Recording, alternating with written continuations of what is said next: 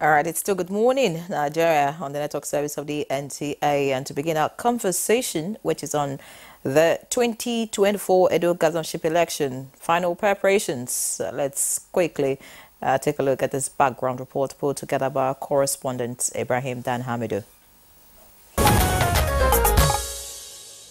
17 candidates from various political parties are vying for Edo State's top seat, including one female candidate. This diverse field promises a competitive election. The Independent National Electoral Commission, INEC, has confirmed the inspection of sensitive election materials, ensuring the integrity of the process. Over 2.6 million registered voters are expected to cast their ballots across 18 local government areas. Notably, Edo State boasts an impressive 85.57% collection rate of permanent voter cards among voters aged 18 to 35. This demographic will likely play a significant role in shaping the election's outcome. Edo State's election environment remains relatively calm, thanks to reassurances from security agencies. The Commissioner of Police has pledged adequate personnel deployment to ensure peaceful polls. This commitment is crucial, given Nigeria's history of election-related security concerns. Edo State has a history of competitive elections. In 2020, Nigeria and the world saw a remarkable voter turnout. Analysts predict a similar or higher turnout this year, citing improved voter awareness and engagement. As Edolites prepare to choose their next governor, the state is set for a pivotal election. Join us next as we discuss the final preparedness of Edo State 2024 governorship election, including why security to secure elections in Nigeria cannot be overlooked. Our guests on the program will share their expertise on these critical issues and more.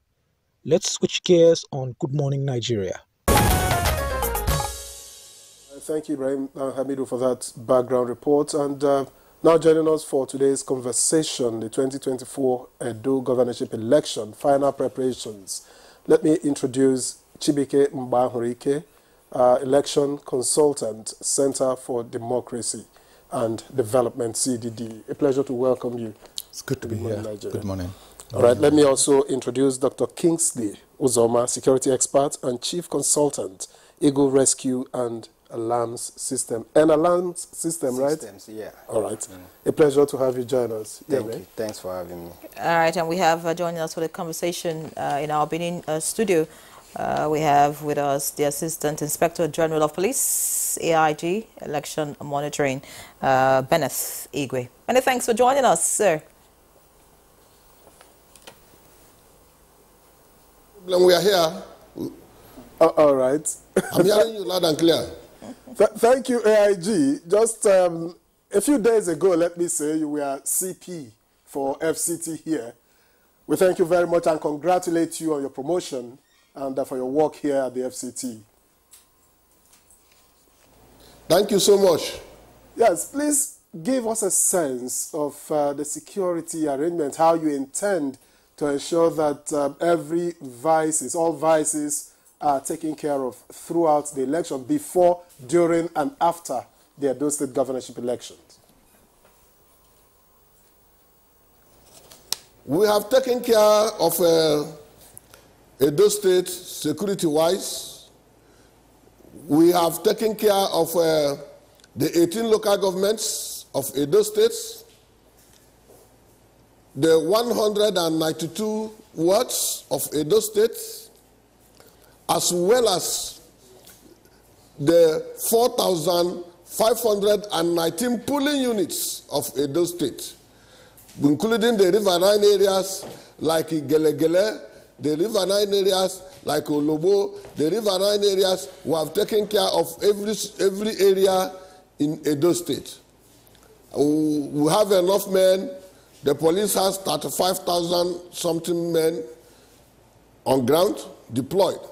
We have a routine of assistance from our other sister security agencies, about 8,000 of them. So we are good to go for the election. we have both air and the ground and air, water arsenals to defend and prosecute this election to its successful end.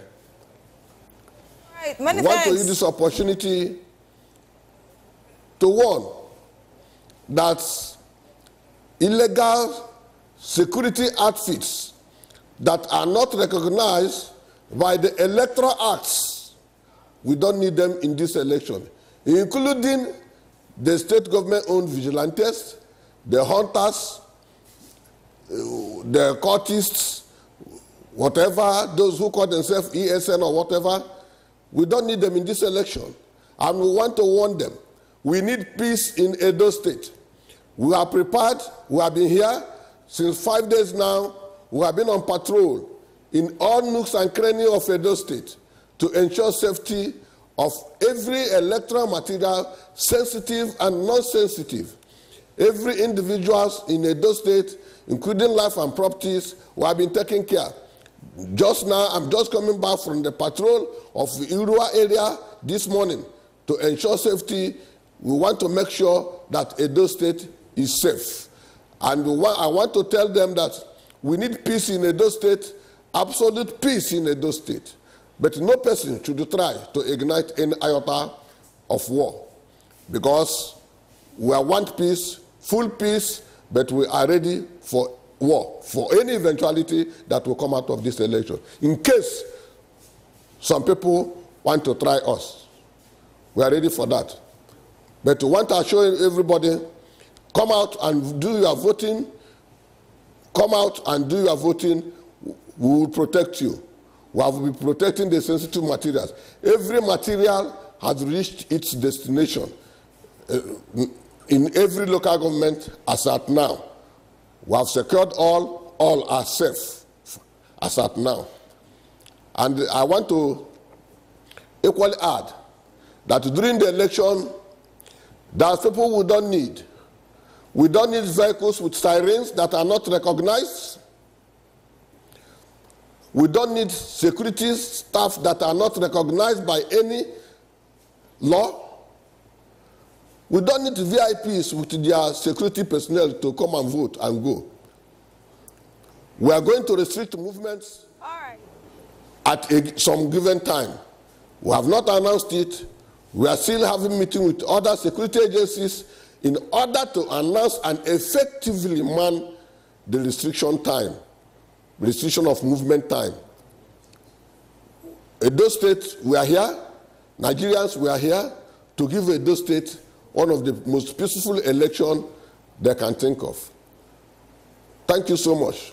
All right, thank you very much, AIG Benneth Igwe. You have spoken very well. Your warning, of course, just from the sound alone, shows what is on ground, and we hope that this election will not be war, because, like we say, it's a democratic process, supposed to be peaceful, without too much tension. But, quickly, I just want to find out what the police will be doing differently, because, of course, before every election, we always get this kind of comments from whoever is in charge of security. But, of course, what we see on the field is different.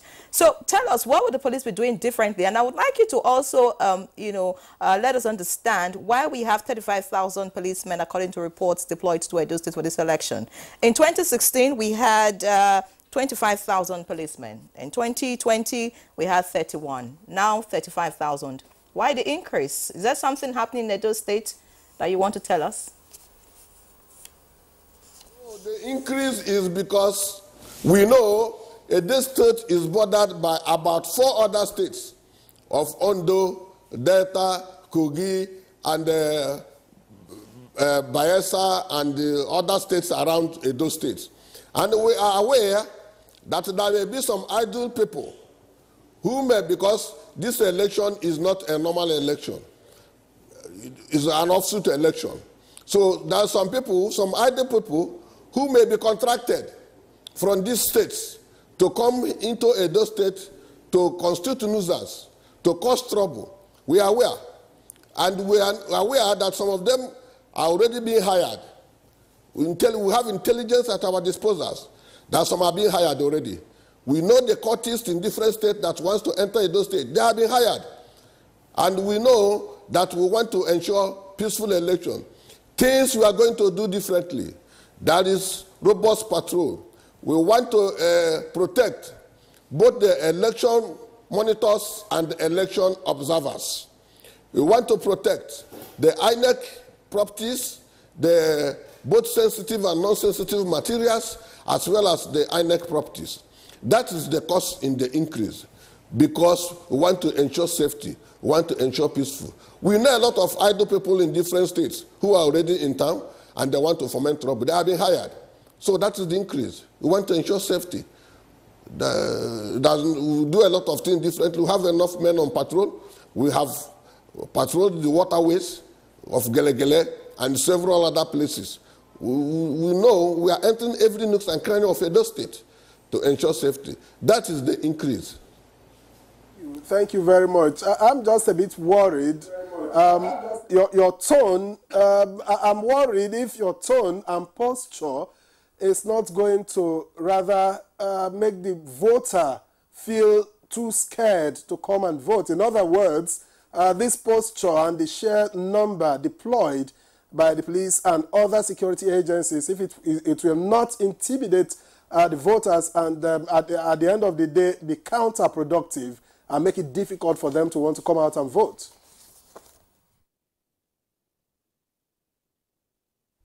Edo State indigenes are not illiterates. They are informed citizens. Edo State people are informed people.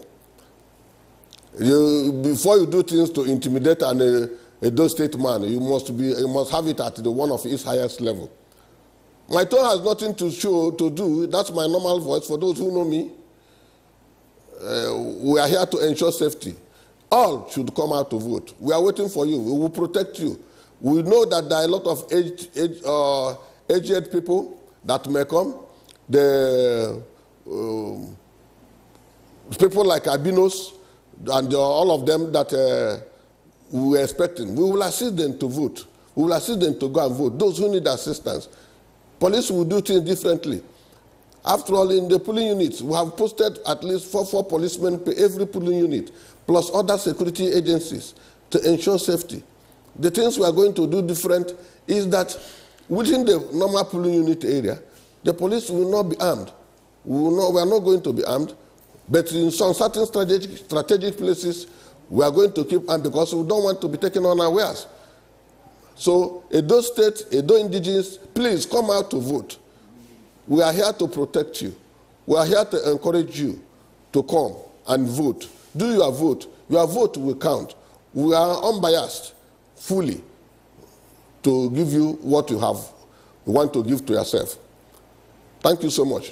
Very much, AIG Ben Igwe would definitely come back to you, but we understand that we have the chairman partners for electoral reforms and convener Say No campaign Nigeria, Ezinwa Nwagu, joining us now also from Benin City. He's been there for quite a while now. I'm sure some days he can tell us exactly. Mr. Ezinwa Nwagu, many thanks for joining us. I'll just hit you straight. Tell us, what is the feeling like in Benin City? I mean, the past few days you've been there. What is the pulse of the people of Edo State? How do you think, they would, react, or if you like, I don't know how the right word to use, but how do you think the voters actually would want to play on Saturday? Thank you, and good morning, Nigeria. A quick sense will be to just peep a bit back into 2016, 2020, and then where we are now. What I've seen and what we know is that before the elections, there is increasing hype, so much hype. But on election day, it becomes an anticlimax. And that anticlimactic nature of the two elections always is a surprise. Surprise because when you are coming to Edo State, people will tell you, oh, do you have insurance? There is going to be this, there is going to be that. And it doesn't always turn out that way. But then you know that countries, nations, people plan for security, not necessarily because sometimes there are obvious threats, but you prepare even if there are no clear threats.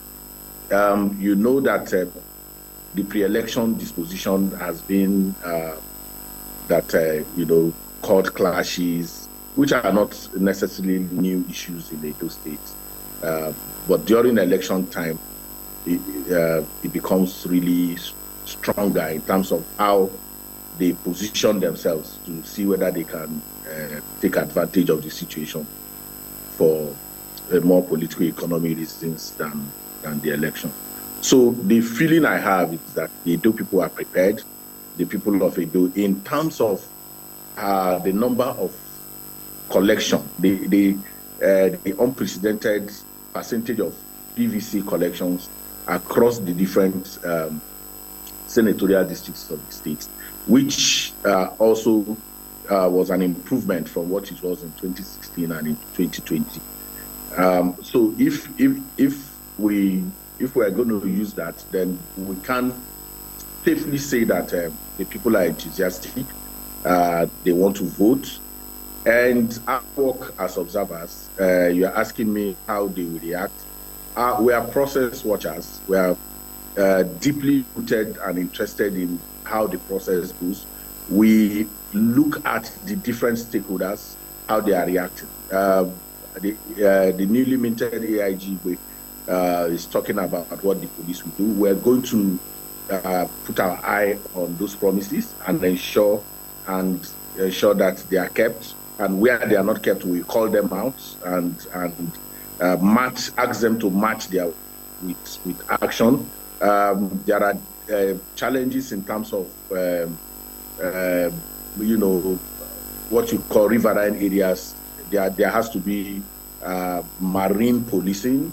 There has to be border policing. There has to be security provisioning for citizens. There has to be security provisioning for those INEC materials. Now we want value for money for those number of security agents that are going to be deployed. We also are looking for more coordination and cooperation between the different agencies. In the past, we have seen situations where the police is issuing orders, the DSS is issuing different orders, the army is doing differently. We want to see them work in sync to be able to achieve the vision that AIG has enumerated. We'll be looking at INEC. We want to see that their officials implement the rules that they have given to themselves. That is the INEC guidelines. We will follow it through to ensure that they are true to their words, that they would implement issues around overvoting, issues around upload of results in a timely manner. We want to see a situation in which the excuse of the logistic challenges that Edo State has, which everybody now knows, can be mitigated on time, and schools will open early tomorrow, relatively better than what we had in 2016. We're going to be looking at the politicians and their behavior or misbehavior. We are going to be calling them out. The police has said they do not want the blaring of sirens. They do not want the use of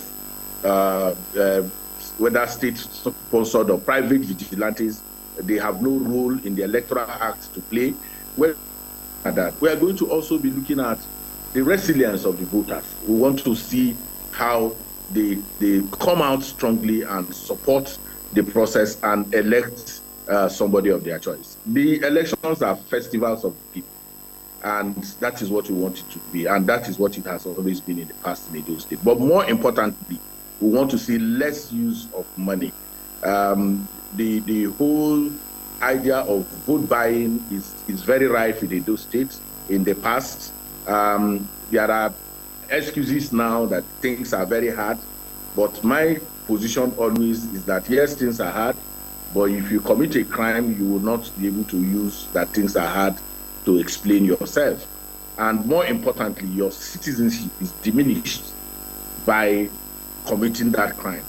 By the time you sell your vote for as little as we have seen them sell it in the past, the complete, failure of governance that we are seeing mostly around the country will not be explained by the 2,000, by the 5,000 that you collect. So I've painted a canvas of the different stakeholders and what we as observers are going to be looking out for, and using our checklist to see how these different stakeholders perform.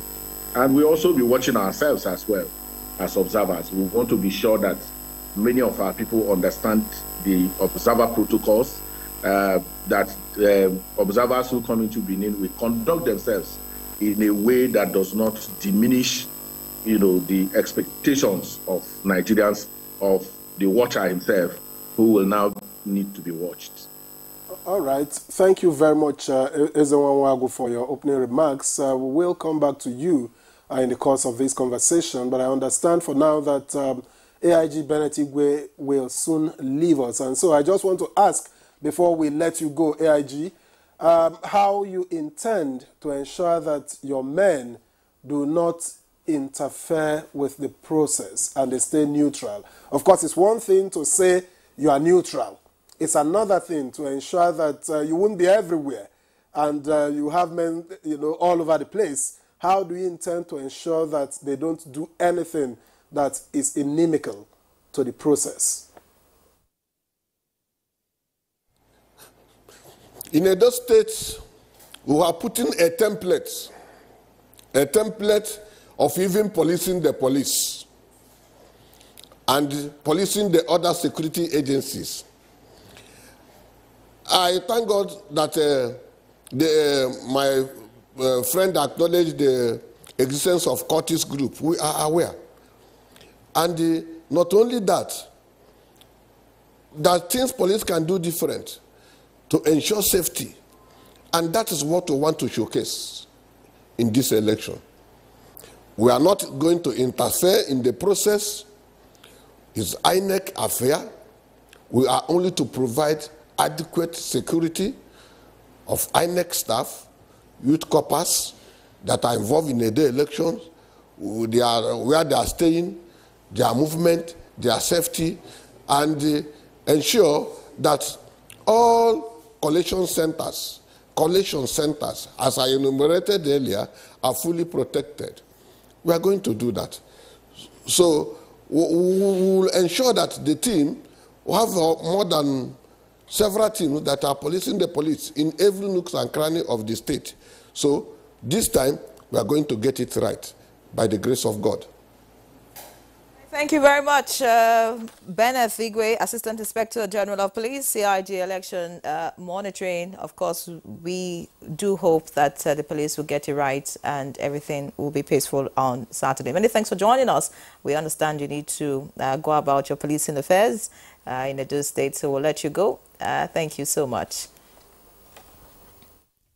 I want to thank all of you and thank Nigerians as well as those citizens that we beg them to come out to cast their votes, exercise their franchise. We will support you to do that. God bless all of you. Many thanks once again, Bennett Igwe. Now let's get back in the studio before we, go to Benin, where we have some other guests joining us. Of course, I'd like to get to Chibuke Imweburike, Election Consultant, Center for Democracy and Development, CDD. You listened to the AIG, and of course, I know that you have your team on ground in Benin City and other places in Edo State. Tell us, from feelings that you have, what do you foresee playing out on Saturday in Edo State? Okay, thank you. Of course, not much has changed. It's a road frequently traveled, so we know election days what it constitutes. Edo State particularly is a high-profile, area, and the stakes are also as high. Of course, in this election, there are three very prominent contenders, among others. Each of them having, numerous supporters, very active supporters, and that's one of the reasons the whole thing is hyped, very, very hyped up. I think it's going to be very, very competitive. And in a situation where contestants made themselves available and we have an umpire, the least we expect is for every stakeholder to stick to their rules of the game and to do what is expected of them without necessarily compromising. And it is very important that the umpire do, as much as possible, as transparent in their conduct of this election, just like we are calling on the police to also, be less biased and do the security. I was signaling you when the commissioner was still there, because the wind of information we are getting from Edo State is particularly welfare of the police, which is very critical in this period of economic woes. It's not just enough to deploy 35,000. It's also important for you to provide for those 35,000 so that they will go there and focus on their, work. We particularly got some information on that, which is, of course, we have to verify that the police, they don't come open, but they are complaining about welfare. So I would have wanted the CP to speak to that, so that we also got information that it's raining heavily in Edo State this week. And of course, there's also this position that umbrellas are not going to be permitted into the polling unit. So my concern now is, if it's raining tomorrow, what option is left for the voters who are going to vote? That's a very sensitive area to tread. But largely, I think the election is supposed to be a normal election, just like my colleague out there said. You will see the hype just ahead of the day. But once you get to tomorrow, you will see on very, quietness. That's what you're going to see. And then we expect Edo people to rise to the occasion. We don't want a situation where only if a abysmal number of people will determine who governs Edo State. We've seen that in the past. We want them to come out en masse, so that if people are going to be popular, win election and be popular among the people, at least a high number of the electors should be able to determine who wins them. I know that it's going to be competitive. One of the things you're likely to see is 3 people are going to contesting for those number of votes, and the margins are not going to be tremendously high. Between the winner and the loser. That's what we expect. So it's going to be very, very competitive. But as observers, of course, we've done our bits. We have set up our election analysis, center. We have trained our observers who have we have deployed them to respective, strategic areas in Edo State, and we have a channel of information using Google from which the voters will be, transmitting their messages in a timely manner. Doing analysis here. We have a full complement of team also in Edo State, which I think along the line we also need to tune into those people so that we'll get right-hand information on the spot information from Edo State. All right. Thank you very much, Mr. Mbao Chibike. Let me get to Dr. Kingsley Ozoma. You've listened to the AIG, who is in charge of election monitoring. I just want to know what the information you have is regarding security arrangements in Edo State. What's your assessment of the whole process from that perspective? Well, thank you. My assessment, Edo is well positioned in a strategic area. And in terms of election, you record this is an off-cycle election. And being an off-cycle election, that now justifies why the police this time have about 35,000 men, because they can do that, and other security agents. Then in terms of risk profiling analysis, Edo already crossed the level of low. They are the medium level in terms of security, because that is a state where you have cultism, thuggery, among other things. And there is this hyped political tension internal party crisis and intra-party crisis. These are the things that fan above insecurity in that state.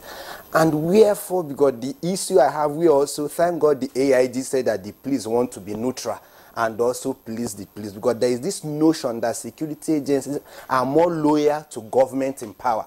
Sorry, party in power. And that party, especially when it's the party at the center.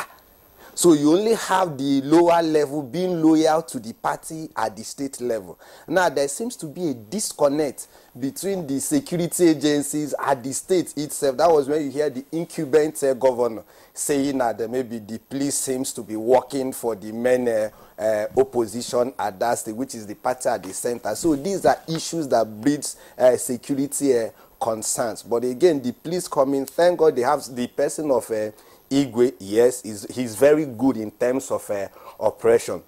And I can tell you that as soon as he left your studio, maybe the next place you will see him will be the Riverine area, midnight and everything. Yes, but how many of the Igwes do you have there? Patrolling across the 18 local government. And the issue of thugs, from the analysis, because we have people, maybe in my field, we group the concerned thugs and the hired thugs. The hired thugs are those often contracted by the political parties. It might not be the candidate or even the political parties, but rather people who want to maybe demonstrate to this candidate that, yes, I covered this area, I won this area, we can intimidate, do anyhow to make sure that we return you. Then concerned thugs are the people I see, these are people who are concerned, they want to do process on election day. So they want the police to align with professionalism. They want the INEC ad hoc staff to also align with professionalism. All right, thank you for mentioning INEC. So when you try to do something outside that, so that is when you see that they want to make sure that the electoral officers, the ad hoc officers do the right thing. Thank you, Dr. Kingsley Uzoma. I have to pause you there. You have mentioned INEC, and luckily we have the resident electoral commissioner, Dr. Anugbom Onuoha, joining us from Benin. Thank you very much, Dr. Onuoha, for joining us. You just heard, one of our guests here talk about INEC. We want to know how prepared INEC is for this election. Basically, I know people want to hear what INEC will be doing exceptionally well tomorrow. So tell us. Nigerian, good morning, the good people of Edo. For INEC, we are prepared for this election.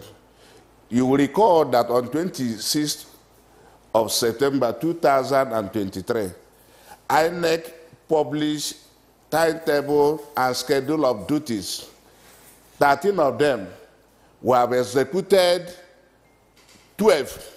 Yesterday, the campaign for political party ended yesterday, 12 midnight. It is only one that is remaining that we will take up tomorrow. On our part, we have trained our ad hoc staff. We have held meetings with the security agencies, and they have promised us that they will be professional in their duty. We have also trained the EOs. We have also trained the SPOs. We have given the register to the various political parties. We have 18 political parties that are contesting for this election. And all of them, in the view of the commission, all of them are equal. And we have been treating all of them equally. No one party is bigger than other. We have been treating them equally. Yesterday, we invited all the political parties at the central bank when we are distributing the sensitive materials to the various local government. And I want to say, to the glory of God, that we have successfully distributed the sensitive materials to the various local government. This morning, we shall distribute them to the various rack centers for tomorrow, so that people will be ready. There will be no problem of delaying. If you go there by 8:30, 8 o'clock, you will see our men on the ground. You will see the materials on the ground. Before we did that distribution, all the political parties inspected the sensitive material, and before them, I signed those result sheets with my national commissioner supervising Edo State. So they were happy. So far, there is no complaint from the political parties. So far, there's no complaint. INEC has a mandate and a vision to conduct an election that is free, fair, credible, and all-inclusive. The election we can call our own. Election that will be free from pity. That is the mandate, that is the vision of the commission. All we are asking is that people should come and vote. The security agencies, they have promised us that they will be professional. On the riverine areas, we have made a contingency plan in event of them not accessing the place. Any place that cannot be accessed, we have made contingency plan to take care of that. So we are prepared. INEC is prepared. Okay, thank you very much, Dr. Onuoha, for your opening remarks. I just wanted to find out what lessons you have drawn from the last conduct of governorship election in Edo State, particularly in the area of technology. What role is technology going to be playing in this election? And did I hear you say 18 or 17 candidates? Please, for clarity. Yes. We screened 17 political parties, but one party was ordered by the court that we should include them. Of course, it's the policy of INEC to obey court orders. So they are 18 in number now.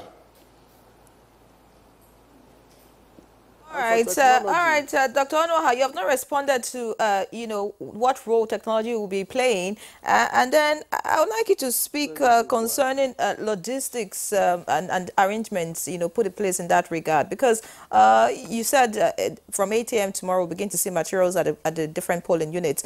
But, the terrain in Edo State, there's some places riverine, some places hilly and all of that. Are you saying that in all the 4,519 polling units, we're going to be seeing materials arrive at the same time, 8 a.m. tomorrow? 8 a.m. you see all the, that is the philosophy behind the rack centers.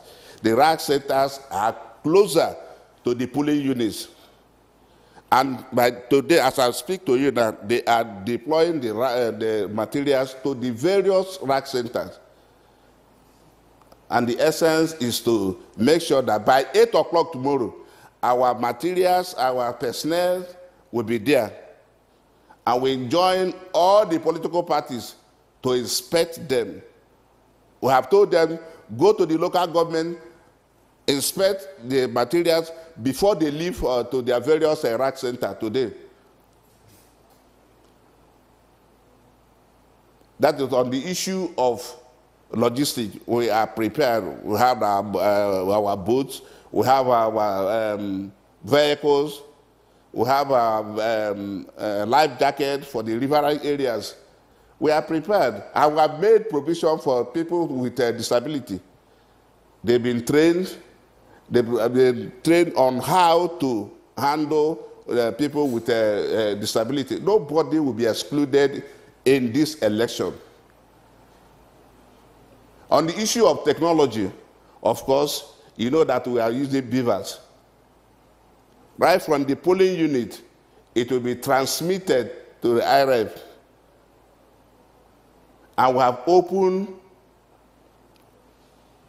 a situation room for complaints. But I know there will be no complaint because we are prepared for this election.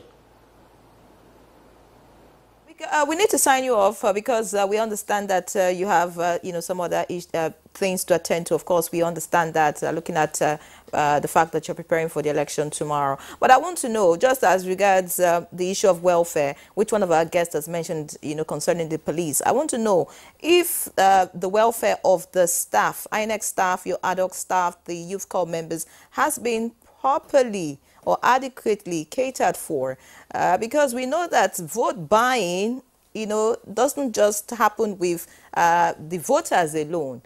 Sometimes, INEC officials and other people also get involved in all of these things. Maybe the welfare arrangement hasn't been effective or it's not sufficient. Let us know. Are your staff, ad hoc staff and core members satisfied with all that you have put in place to cater for them during this election?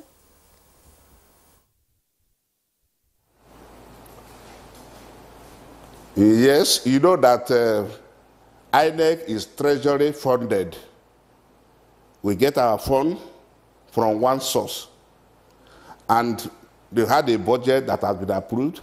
For each of the ad hoc staff, provision has been made for them. So we will pay them, the corpers will pay them, the ad hoc staff will pay them. And I want to tell you that in this election, we use our staff, even though they will be paid for the purposes of this election, we use our staff.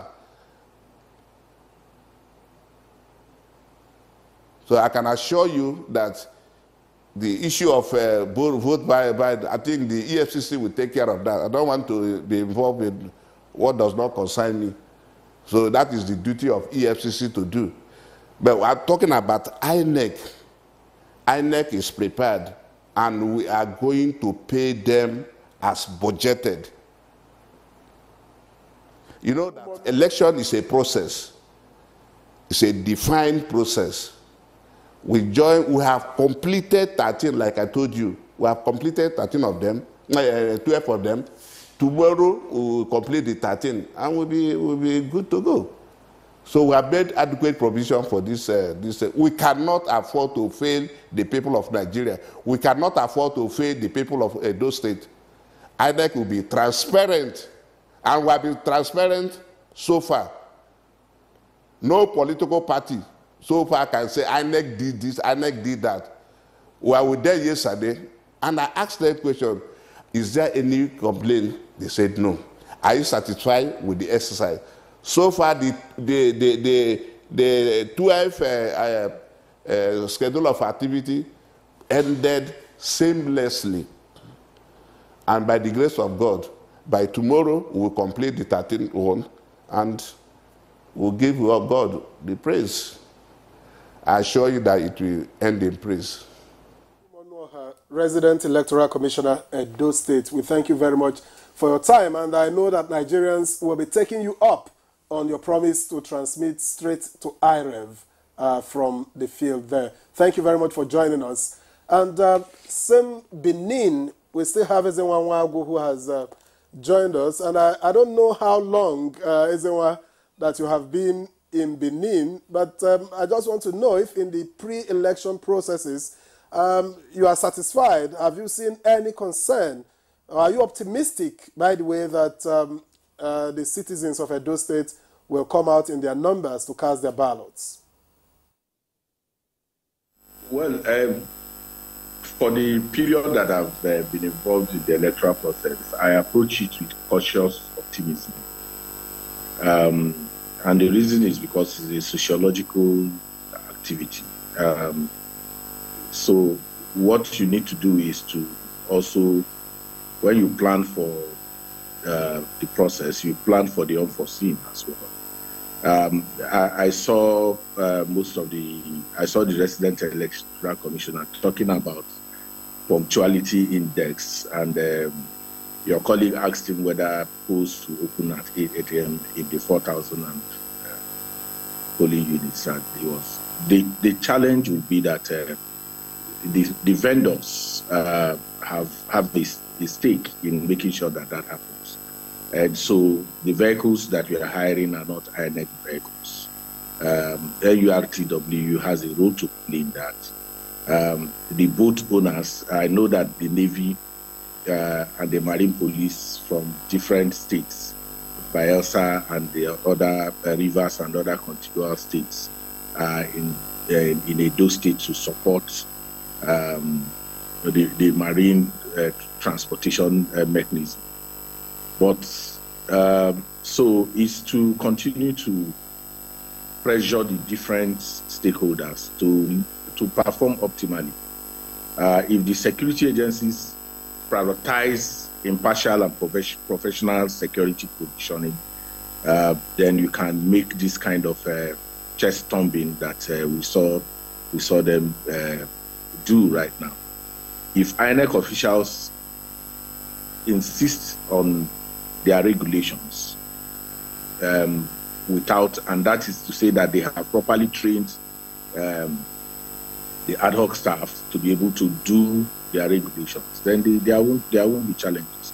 But the people that we always give comfort, the politicians and their candidates, are the ones who ruffle the process in an unhealthy manner. And is also to begin to charge them that the police will be there, this INEC will be there, observers are there, but if they themselves determine to subvert the electoral process, then as politicians and as candidates, then we will have a huge challenge in our hands. They are the ones who deploy the thugs. They are the ones who want to see whether it's possible to have dubious advantage. And in all the conversations, they are the ones that we don't bring to the table.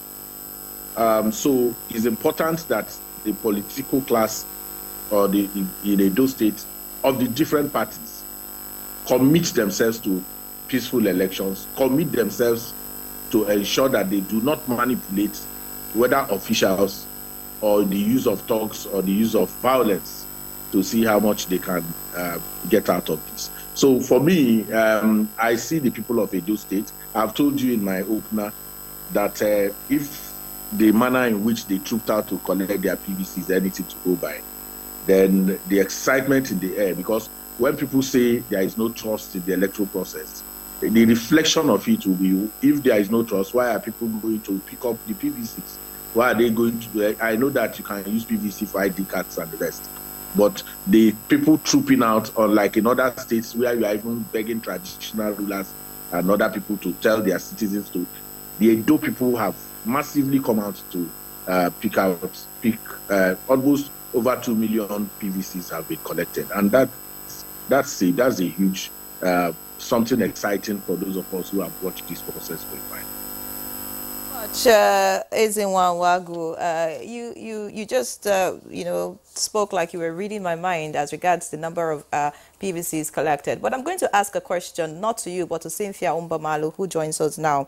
She's the director of programs Yaga Africa. Cynthia, if you can hear me, I'm sure you've been following the conversation. Many thanks for joining us. Ezenwa Wagu is excited about the number of people that have collected PVCs, but let me quickly take you back. In 2016, 1.9 million registered voters according to INEC in Edo State, and only 622,039 actually came out to cast their ballot. In 2020, 2,210,534 registered voters in Edo State, only 557,443 came out to cast their ballots. Now it is 2024. Statistics shows 2.6 million have collected, or rather registered for their PVCs, while 2.249 million have their PVCs with them right now in their pockets. What do you think would happen on Saturday? Are we still going to see a reduction in the numbers of those coming out to vote? Thank you and good morning, Nigeria.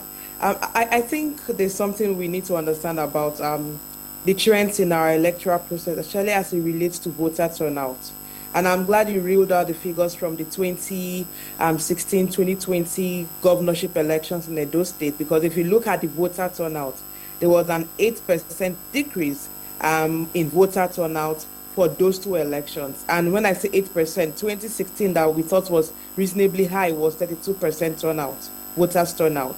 And it did not correlate with the expectations if you look at the number of registered voters and the number of PVCs collected, especially in the last governorship elections, which is why for these elections, I think the term that was used by Ezenwa was cautious optimism. I would be cautiously optimistic about turnout. Why? Because it is something we're seeing increasingly, the patterns, the voting patterns in Nigeria. From the last general elections, we had almost out of 94 million registered, about 93 million or so collected their permanent voters card. But if you see turnout was barely 20 something percent, 26% or so in the presidential elections. If you put the numbers together, because we had only 20 something million voters who voted in that election out of the millions that supposedly had their permanent voters card. So what are we seeing? That when it comes to voting, there are several sociological factors that inform voters' decision to either turn out to vote or to even turn out and vote. We've had instances where you go to polling units, you see numbers of voters in that polling unit. At the end, when they count the ballots, the total votes cast, you'll be surprised is a few numbers. So you have people who actually come out but do not vote. They just come out to observe and run commentaries and debate issues, but they wouldn't vote. And so if there's something we need to start to study as Nigerians is, one, why do we have Nigerians, voters who register, go through the stress of registering, go through the troubles of getting their permanent voters card, and on the last day not show up to vote? That is one. And if I'm going by the trend, I honestly am not optimistic of having a high voter turnout in these elections. And also, perhaps we need to start to question the data on permanent voters cards collected, because there are some LGAs. I mean, like Akoko Edo had about 100% collection rate. I'm a bit wary about that figure, because it means that everyone who registered turned out to collect their permanent voters card. No one traveled within the time in place. There were no issues. Every single person collected their permanent voters card. That in itself is questionable. And so perhaps we also need to start asking questions around the data. How can we truly say that this collection rate is a true reflection that it was the rightful voters who registered that actually collected their permanent voters card? So that's one part of the question. And then the second part is, while you have people who turn out to collect their voters card, what is the factor that keeps them away from voting? And for me, the questions around this is beyond an INEC issue, because INEC's role is to conduct elections, right? It's not INEC that determines if every voter would show up to vote. There are several factors that would inform voters' decision. And one of those factors can be things about performance of governance, what has been the quality of governance. And you interact with some voters, they tell you that the system has been failing them. Why should I vote? My vote has never really produced better leadership. You vote in people, they come in 4 or 8 years whatsoever, they don't necessarily impact change. And this is about, it's not peculiar to one party, it's about every other political party that exists in this country. And so there is that question about, why should I vote? My vote doesn't necessarily impact the quality of life. Perhaps that is one of the factors that has kept voters from voting. So they can keep their permanent voters card because they like that form of ID, but may not necessarily mean they would show up to vote. The other thing is about the question of trust. If people don't trust that their votes will count, they also are not so excited to come out to vote. And another thing is violence. And I'm glad the earlier conversations talked about violence deployment, because we already know that in the pre-elections phase, at least about 8 LGAs have been identified by Yaga Africa as hotspot zones. But beyond that, in the pre-elections phase, issues around political thuggery, issues around cultism. In fact, we had reports last night that the INEC LGA office in Oredo was attacked by political thugs, even though we've not had confirmation if there were any materials scattered away with. But the fact that there was even an attempt to attack an INEC LGA office hours the election raises a major question on the process, on the level of security and even the potential violence that these political actors would want to infuse in the electoral process, because violence is not does not come from space. It is infused in the process by political actors. They hire thugs, they pay thugs, and they do that to either put a party at an advantage or another party at a disadvantage, or even to scare. All right, Cynthia, thank you so much. Of course, I'm sure I should be speaking Benin to you now. From all that you have said, of course, you understand the terrain very well and what's playing out in Edo State. But you made mention of the fact that PVCs may have been collected by the wrong people. For what purpose would that be? And do you think that if someone who doesn't own a PVC collects it, there will be any use on election day? Would that card be used to vote? What's the purpose, really? At some of the patterns we have seen in previous elections, why do people collect PVCs or why do people buy voters card? Because there are instances of people buying voters card. One of it's also one of the ways to affect a political party's strength in their stronghold. So for instance, if you know a party is strong in this region, you can deploy one of the means is how do you limit the numbers of voters who have their PVCs from voting in those locations. So that's one of the things. There's a reason people buy voters card. It's not necessary to use it because you know that you can't really, with the beavers, it's difficult to use someone else's PVCs. So one of the ways is take away PVCs from the people who ought to vote. That way you reduce the voting strength in that particular region. So that is one of the trends we have seen in some locations. In fact, I remember we had done a voter register pilot audit in 20 some years back. I can't remember the exact year. I think 2019 in Kogi and Bayelsa. And some of the instances we had seen with that was that some people that their PVCs were bought, so their PVCs were not given, were collected and was not collected by them. Part of the reasons was because it was supposed to affect the stronghold of particular parties in specific regions. So that could be one of the reasons. Like I said, this is one of the the postulations around why you have these high collections of report, because we've gotten instances where you have individuals collecting PVCs that do not belong to them, or retrieving PVCs from voters that have collected that. These are issues that need to be investigated because at the end, we want to ensure that there is a lot more accuracy in the data that we have around the elections. So for me, that's one of the reasons. I know there's a lot of advocacy and education around do not sell your PVCs, do not give out your PVCs. But with the economic hardship, there are lots of reports of beyond voter inducement, people who sell their PVCs, even though they are not doing it because they do not want to vote. For them, they don't understand the impact of that, because sometimes it's also about understanding the impact of what you're doing. That beyond being an electoral offense, you basically just sold your rights without knowing you sold your rights out. And so these are some of the conversations we need to have about that. I believe in questioning everything that we need to question in an electoral process, because that is from asking questions you get better results.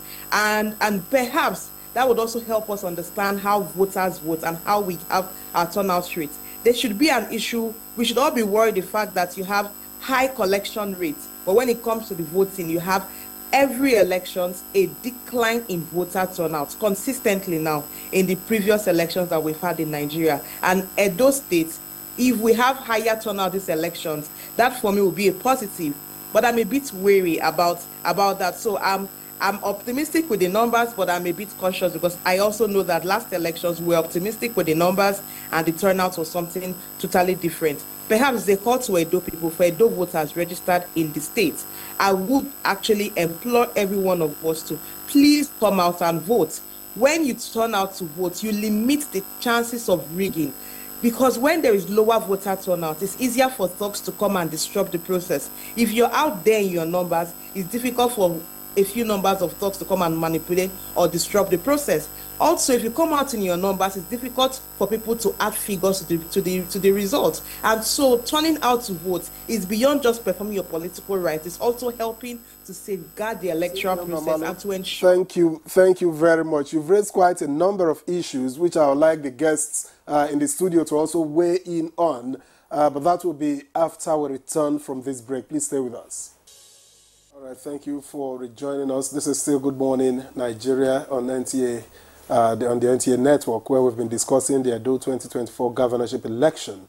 Now, before we went on that break, Cynthia raised a number of issues, but particularly she talked about the possibility that political actors and their agents hijack, take cards from those who have collected it, with the intention of disenfranchising them, since they may not be able to deploy them.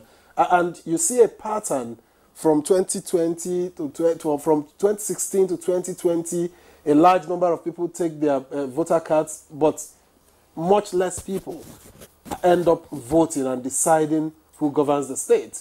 How do you think this can be managed, if not today, but in future elections? Yeah, it's a very, it's regrettable that our people who are supposed to be beneficiaries of good governance are the ones engaging themselves in this kind of abysmal activities. Honestly, even during the last election, 2023 election, reports of all of this was very, very, common.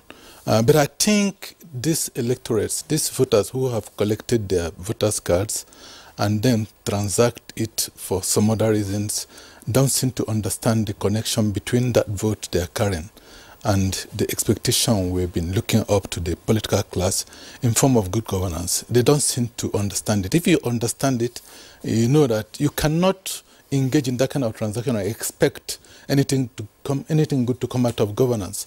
Is that, and the political class will know that Nigeria, of course, the political class are looking at Nigerians. They no longer take us seriously because we don't monitor what they are doing. We don't interfere with what they are doing.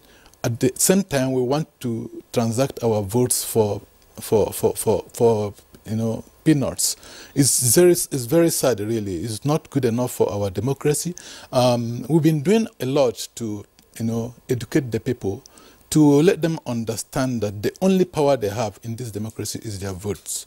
And a situation where a large people turn out to collect their votes, and on election day, you don't deploy it, you don't use it to exercise your franchise. And that is the only voice you have to choose among the lots. I mean, we have a situation where those who are less qualified govern the lot who are very, very qualified. I mean, the Taos governing the educated ones. And that has been a very sad commentary since 1999.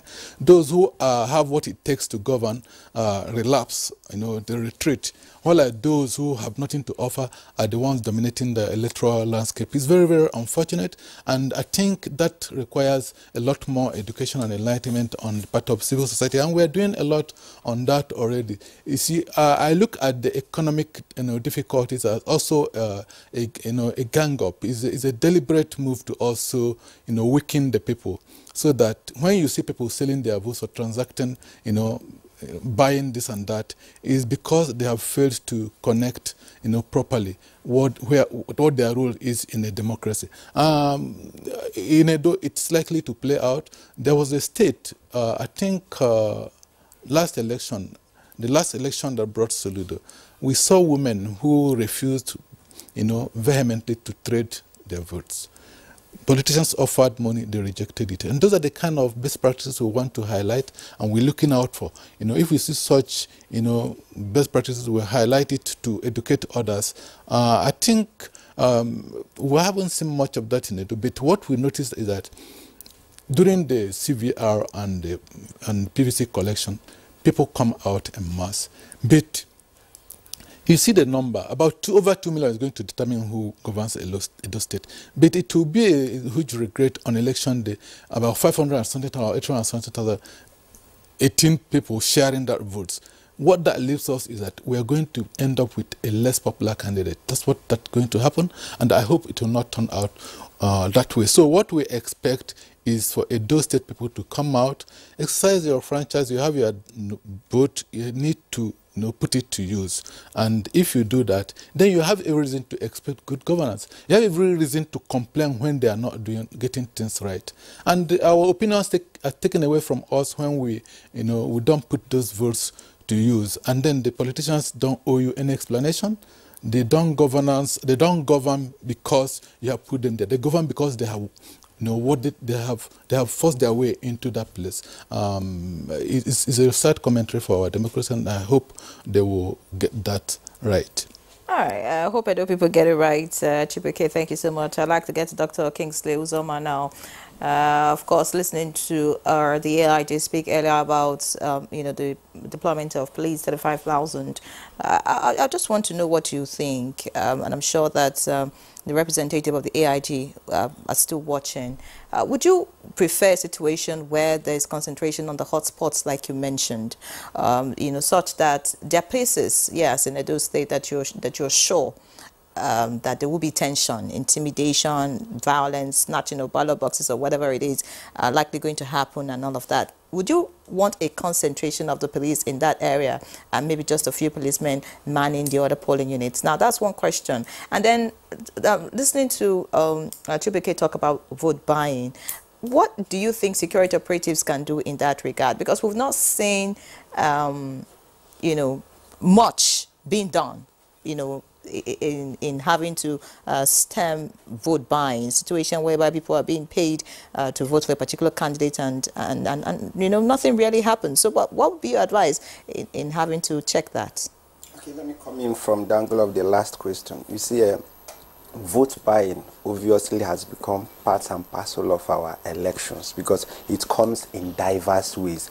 It's not until you exchange cash. In one of the forums we just finished, where EFCC also made presentation, a situation where political parties, even before the election, lure voters with exchange of rice, noodles. These are voter just inducement. Recently, It's grants an aspect to of market vote women. buying. Yes, it's an another aspect of vote buying. Then on election, they also on this Edo election, I've come across different flyers where certain political parties were advising the electorate, the voters, as in collect their money, vote your candidate. So people also now see it as a right that during election, these politicians, they have that cash. So collect the cash, then vote your conscience. So to those class of people, it's not vote buying. They are just trying to get part of their own national cake from that angle, which is also a problem because for this politician, that's investment.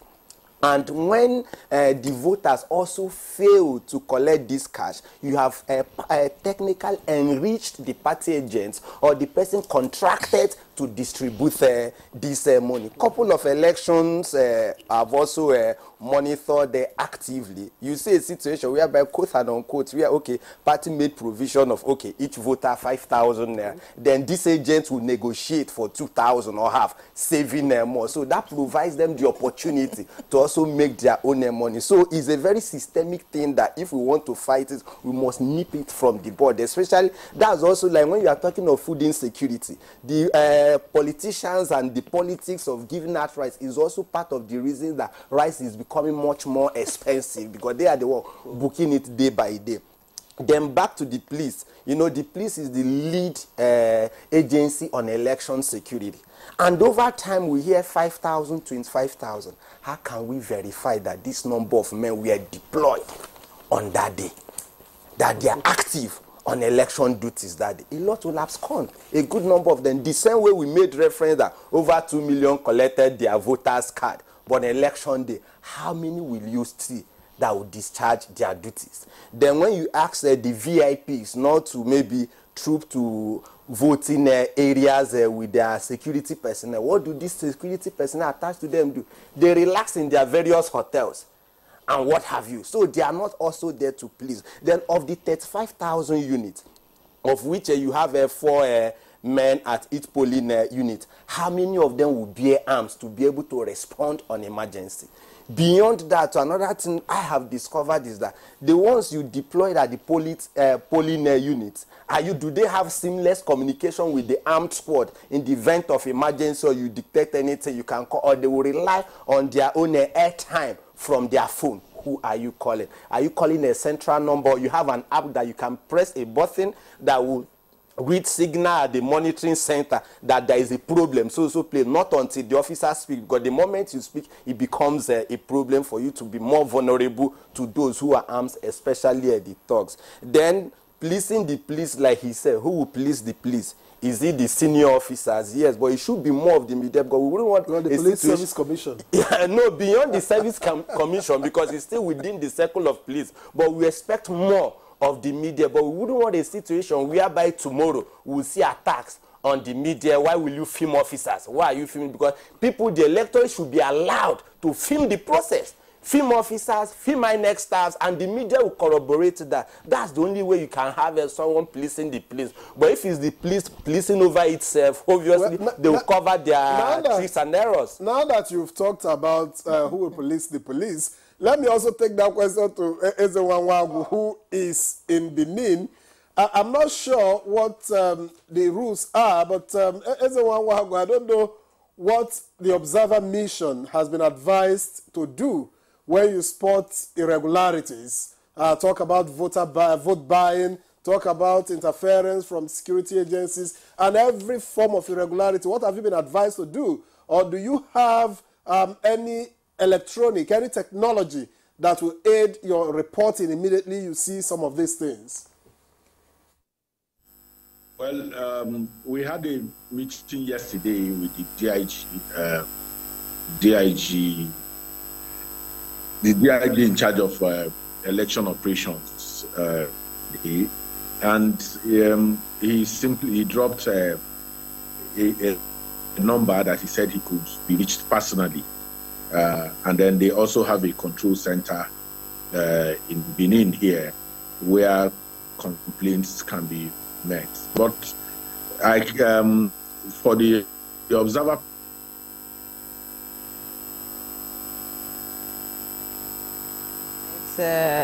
unfortunately, looks like we've lost the connection with Ezenwa Nwagu there. I hope it gets better so we'll hear his final thoughts before we let him go. But let's get to Cynthia Umbamalu now, Director of Programs at Yaga Africa. Cynthia, of course, Victor expects me to ask you this question. I'm going to ask it.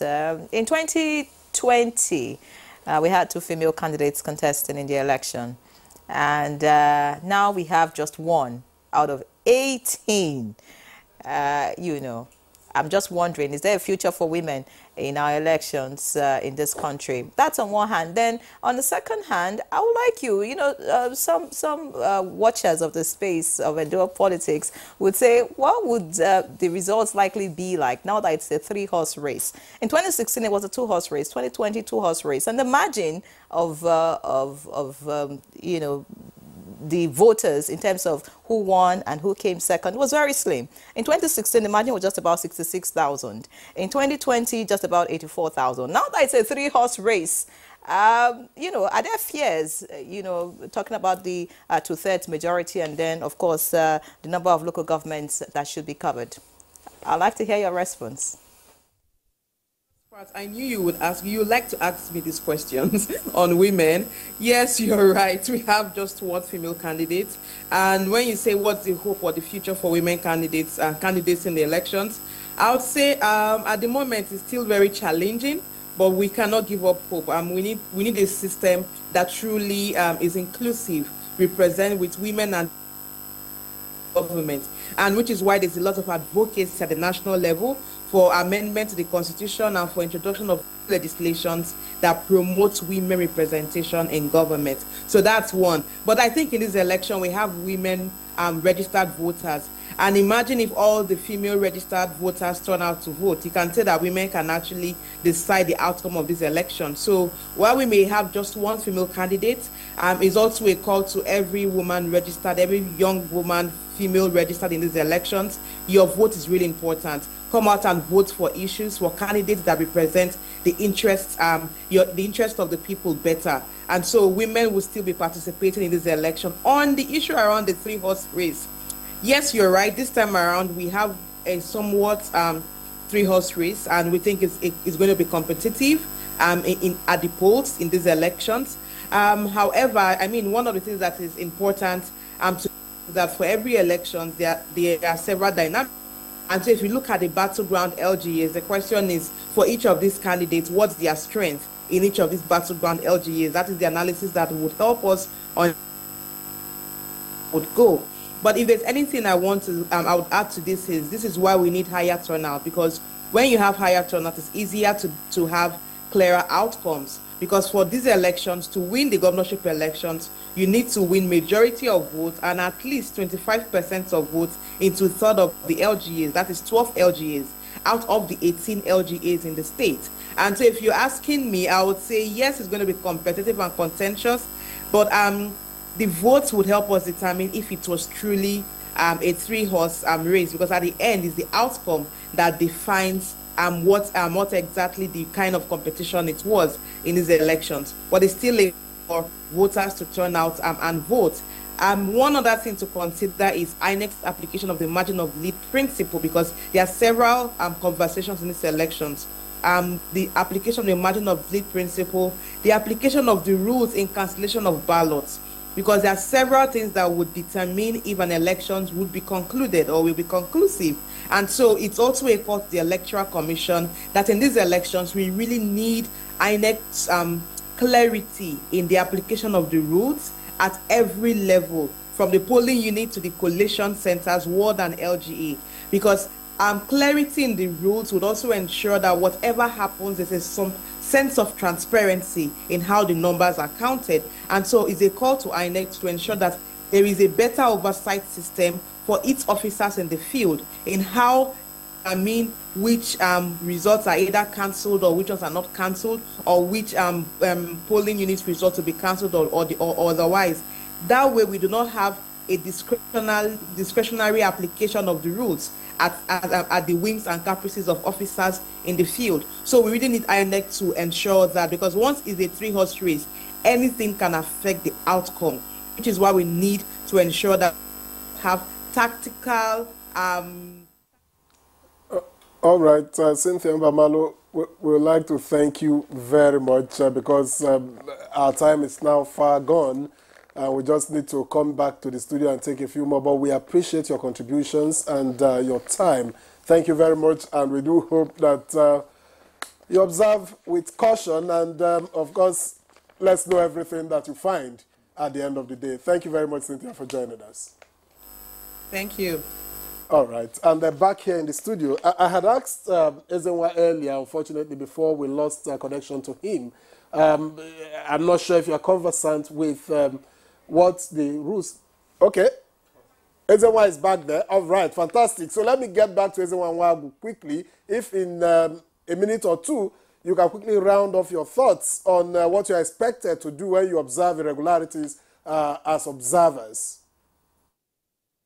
Yes, Victor. So the point that I was making was that the reason you have situation rooms now is escalation.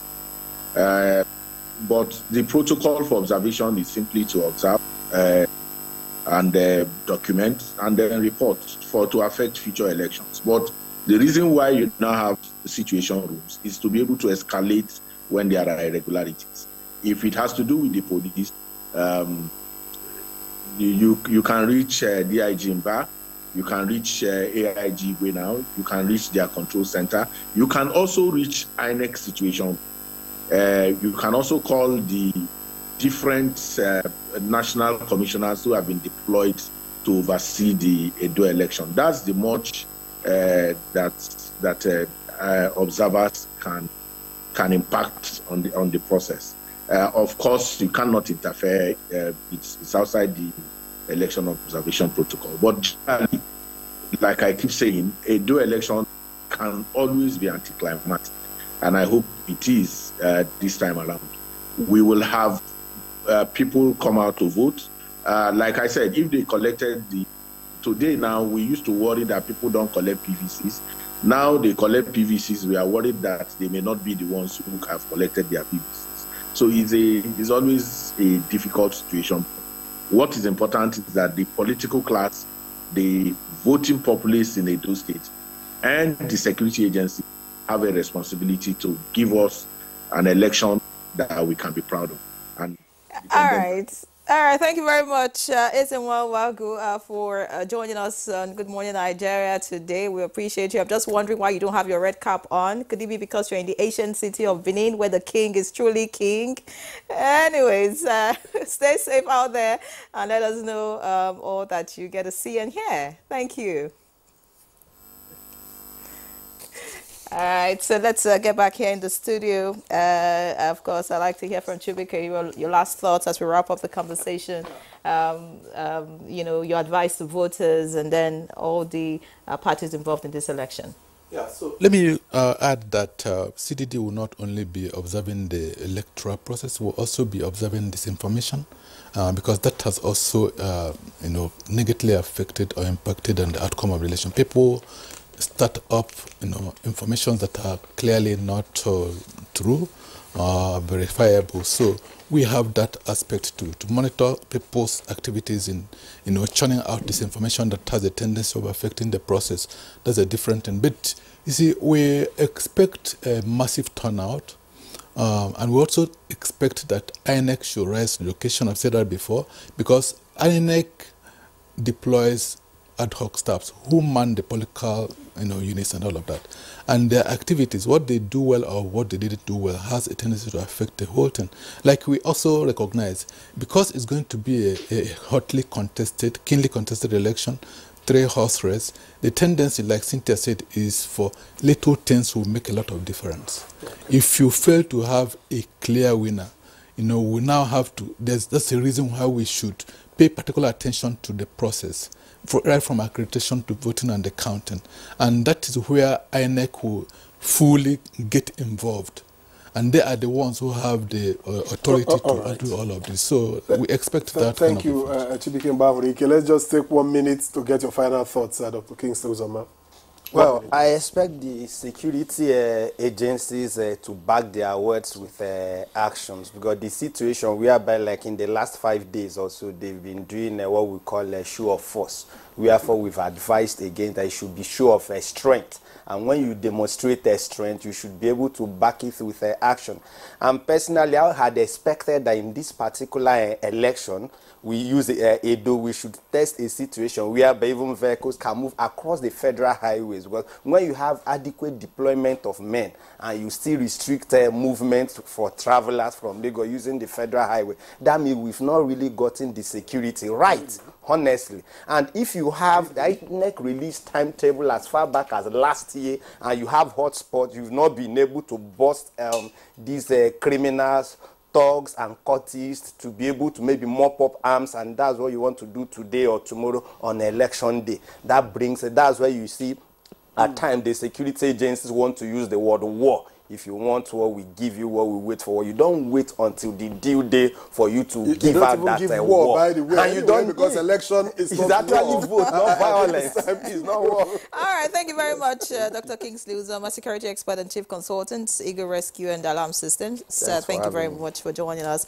Chibike Mwagburike, election consultant, Center for Democracy and Development, CDD. Thank you so much. And of course, I'm sure that we'll have more of your team join us in the course of our conversation tomorrow and of course Sunday. For having me. And of course, we appreciate Assistant Inspector General of Police, Ben F. Igwe, who joined us in the course of this conversation. Dr. Anugbam Onwoha, Resident Electoral Commissioner, Edo State, who also joined us in the course of this conversation. Ezinwa Nwagu, Chairman, Partners for Electoral Reforms and Convener Senu Campaign, Nigeria. Thank you very much. And of course, Cynthia Umbamalo, Director of Programs, Yaga Africa. It's been a beautiful package. Thank you so much for watching. And like we say in Benin, I don't know, they carry last. So we just hope that, the electorate will come out and do the needful. Ogbaka Tokwe, according to my producer. I'm Henry John, Edo State. Do the needful tomorrow. All right, and I'm Victor as well. Of course, our studio opens at 9 tomorrow to bring you all that is happening in Edo State. Our studio resumes today at 4:30. 4:30 and tomorrow at 9, because that's election day. Yes. Anyway, we'll see you then. Have a nice day and enjoy the rest of your weekend. I'm so excited. Because you're